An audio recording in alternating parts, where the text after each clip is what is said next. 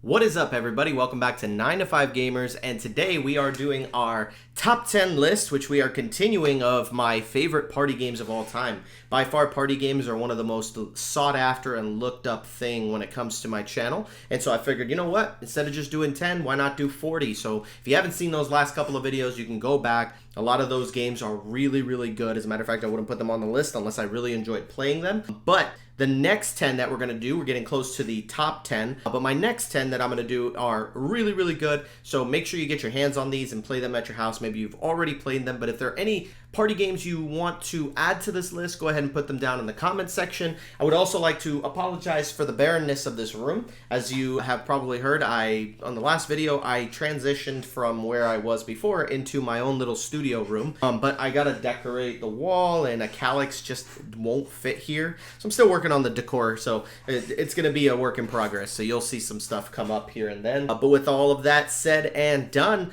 let's go ahead and get into this list. Don't forget to like, comment, subscribe, and check out our memberships, which are super low price. If you want to support the channel, we really greatly appreciate that. Every little dollar you guys give goes a very, very long way to keeping this channel up and running. But without further ado, let's get into this list. My number 20 is a game called Dixit. If you've never played Dixit, Dixit is a fantastic family weight game. I love, the thing I love most about Dixit is the basic concept of the game is that you guys are trying to score points, and whoever gets to like 50 points or something like that first wins. But the way that you get points is that somebody, when it's your turn, you're the storyteller, you're gonna have a handful of cards. Kind of reminds me of Mysterium. They're these cards that are just these weird pictures that just have like weird images all over the place, and so you kind of look at that and interpret it the way that you want. And so when you look at this card, you might say a word like Rapunzel, right? And so then you put the card down, and everybody else gives a card from their hand that reminds them of Rapunzel somehow.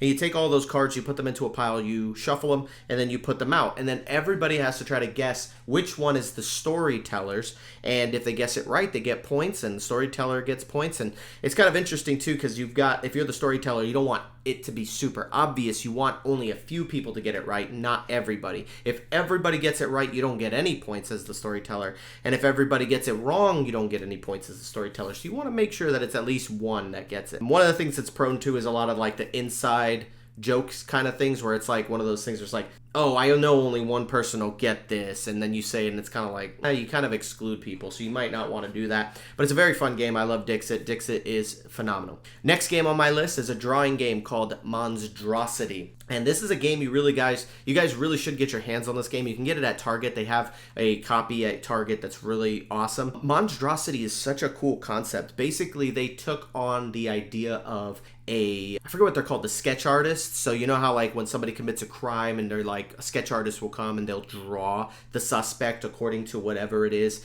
that you might be saying. So you might say, oh, he was tall, he had a long beard, and so they're going to draw a picture of it. So the way that this game works is that it's monsters, it's a deck of monster cards, and you're going to take one, and you have like 2 minutes or like 20 seconds or something like that to look at this thing and memorize every little bit about it. And then afterwards you have to describe it, and then everybody else has to draw it based on your description. But the funny part is that not everybody's going to understand it. And also people can ask questions. They could be like, you know, it's like he's got two big arms, and it's like, do the arms have elbows? No elbows. And then they've got some fingers. How many fingers do they have? Oh, it's got 5 fingers on each hand. And it's like, oh, but they're not really fingers, they're like claws. And then so like people can ask questions to try to get more details out of you in case they're missing anything.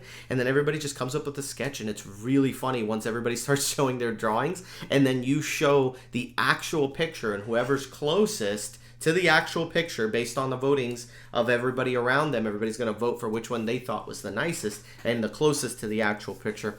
It's a fun time, man. Even if you can't draw, it's just really good. And I think that's what's good. I only like drawing games that reward you for being bad at the game. Like, I like games like that because it's very funny, although you probably won't win. The next game is a game called Concept. This was introduced to me by a friend of mine that he had the game, and he was like, yo, we got to play this. And I was like, okay, I'm not sure, but I'll try it out. But it was a really cool game, and the way that it is, it's basically, it feels like charades, but instead of acting out the stuff, you have a big board that has a bunch of tiny little pictures on it with like categories and colors and different little geometric shapes and things like that. And what you're going to do is you're going to take little cubes and put them on the different categories. And when you do this, you're creating concepts, and then you might develop a concept and say, okay, good, you guys are getting it. Now let me get a new concept, and you'll try using a different color to try to add the concepts together to get something more complex. Really, really fun. You can add more cubes to a specific thing to emphasize it. It was a really good game. I really liked it. Very fun party game. Definitely has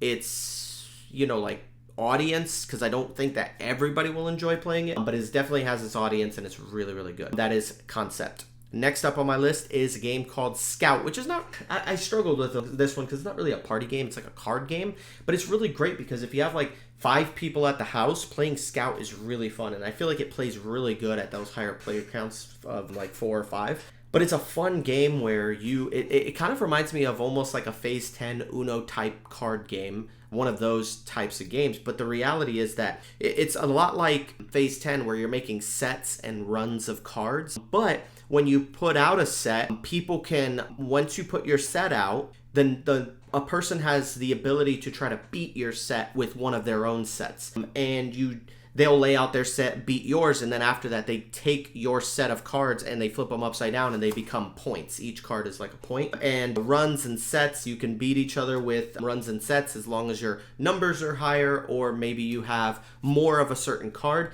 But if you can't beat the set and you just didn't have the right cards in your hand, then you could scout a card from their set. So if they laid out like 3 9s, you could take a 9 from the back of their set and then put it into your hand, and now the set has gotten weaker so that the next player who wants to try to beat it can beat the set. But the goal is for you to beat it. Now, the interesting part about this game, you might say, well, it doesn't sound that great. The fun part about it is that all the cards are, number one, all the cards are double-sided, so they have one number on one side, one number on the bottom.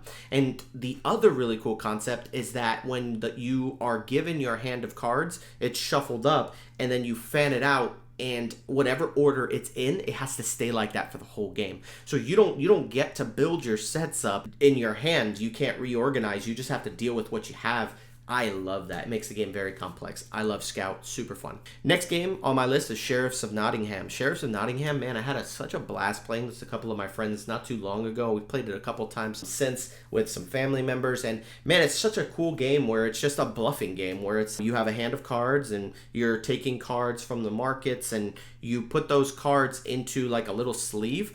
And basically you have to do your best to try to get as many of a specific card as possible. There's like cheese and bread and apples and just regular stuff and spices and things like that. But then there's illegal stuff like crossbows, and it's kind of ridiculous. But at the same time, one of the cool things is that you can take those cards and you put them into that sleeve and then you put it down and it's like, all right, I've got 4 apples. That's what you tell the sheriff, and everybody rotates turns being the sheriff. Whoever's the sheriff that turn, they're not playing any cards, but they get to open up the packs and they need to go, I think you're lying. And if they open up your pack and you're lying, they bust you and then you lose points. Or somebody can bribe the sheriff and be like, you don't want to look in there. I'll give you 2 pennies if you don't look in there. And they could take the bribe, or they can bust you. But it's really, really fun. And then sometimes they'll open it up and they're like, I think you're lying. And they open it up and they see that you're telling the truth. And they're like, oh my gosh, you messed me up. And then they have to pay you money, which can be really, really fun. So you have to try to like bluff and be like, yeah, I want you to look in there. That's fine. But it's super, super fun. And you just take turns doing that until everybody's been the sheriff. And then you count up all the points and all the cards. So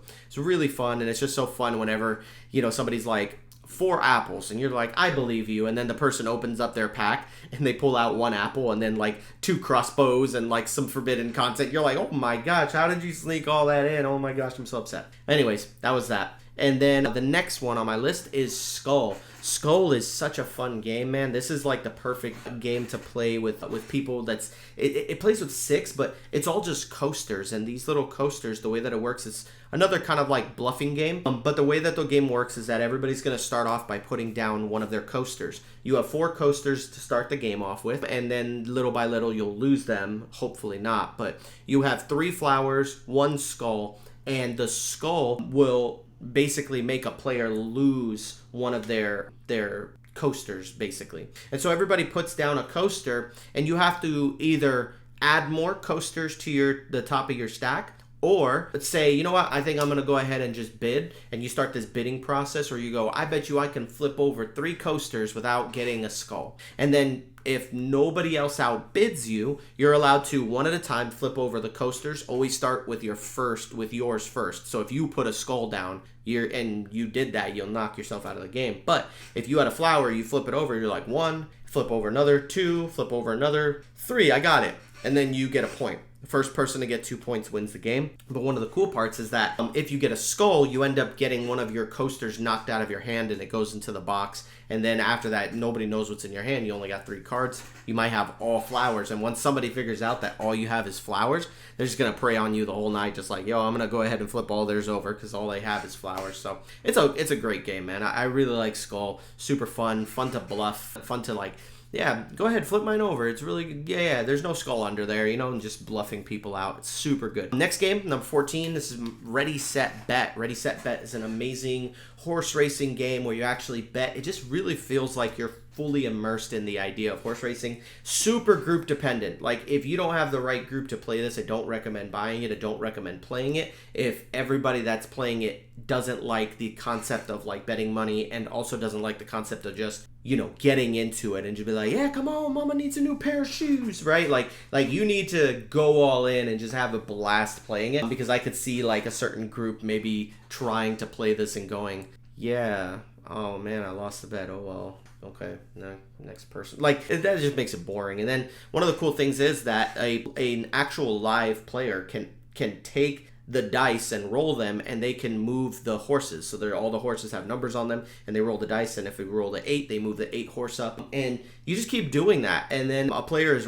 that's all a person does. Like the whole game, they're just rolling dice and moving. If you don't want to use a person to do that, there's an app that does it for you. Super cool, super fun. I really enjoy Ready, Set, Bet. That's why it's my 14. My number 13, and this one was crazy because I was like between them. I don't think this game is better than Ready, Set, Bet as a game, but I've just had so many good experiences with it that I can't deny that it's a great game, and that's Cockroach Poker. Another lying game, I guess, starting to see. I'm going to put like a Pinocchio in the front of this thumbnail because this is another game where you got to lie. And so the reality is that everybody is going to, oh man, I haven't played this in a little bit, but I think everybody plays a card, and then somebody is going to like try to, you'll play a card and be like, it's a cockroach. And then another player will just be like, I don't think it is a cockroach. And then you go, okay.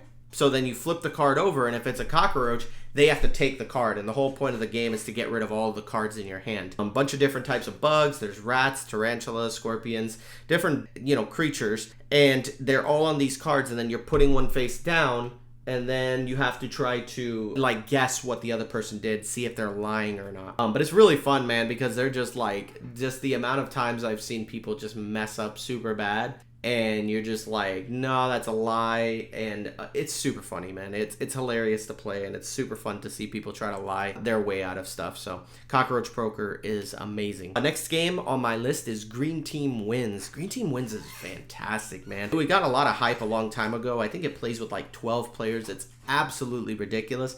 But the core mechanic of the game is that there are these cards with questions. There are 3 different types of questions that they'll ask you. Fill in the blank, best of 2, or a multiple choice. And so it'll ask you a question like, it'll say Michael blank, right? Michael blank. And then it's like, fill in the blank, right? So it's like, Michael who? Michael Jackson, Michael Jordan, right? Michelangelo, you might say that. But the concept of the game is that you have to write down the fill in the blank, or if there's choices, you pick a choice. And then everybody's going to write their answer down on a little pad, and you're going to put it face down. Then at the same time, you all flip them face over. And whoever answered in the majority, they're the ones who are the winners, and they get to go on the green team. And so you start off on orange team.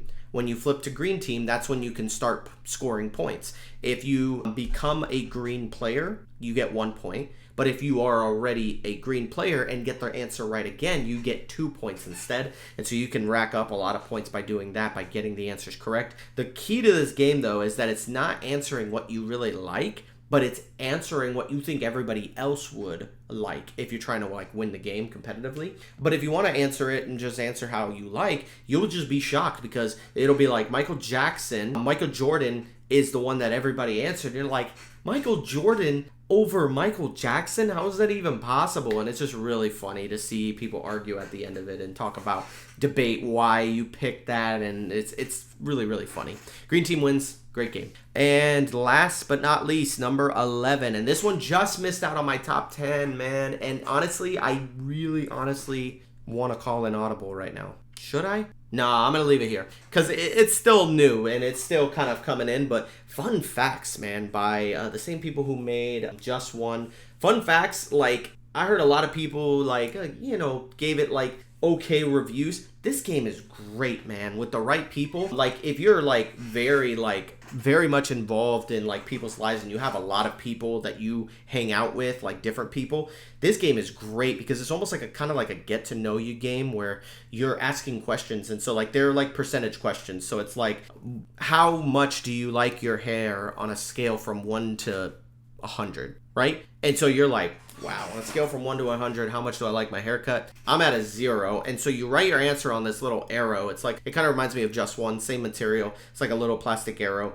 And then you write your answer on one side, and on the other side, you write your name. And so Jeremy, you'll only see, like, my name, Jeremy, pop up, and there's my arrow. Then the next person will wrote their answer down, will go, do I think that I'm higher than Jeremy or lower than Jeremy? I don't think Jeremy really cares about his hair. As you can probably tell, my hair is all over the place. They'll be like, you know what? I'm just going to go above. And then the next player who goes can put it on top of that player or below me, or they could go in between. And everybody's just going to put their answers and say, who do I think that I'm more than and less than? And then at the end, when it gets back to the first player, they're allowed to take theirs and put theirs anywhere they want in between other players, if they want to move it. But if they feel like they're right, they're going to put it at the bottom, And so, such an interesting, fun game, and the questions are really funny. You do want to kind of like, if you're playing this with kids, you do want to scout through the deck of cards and look through all the cards and just make sure, like, some of them are like, how many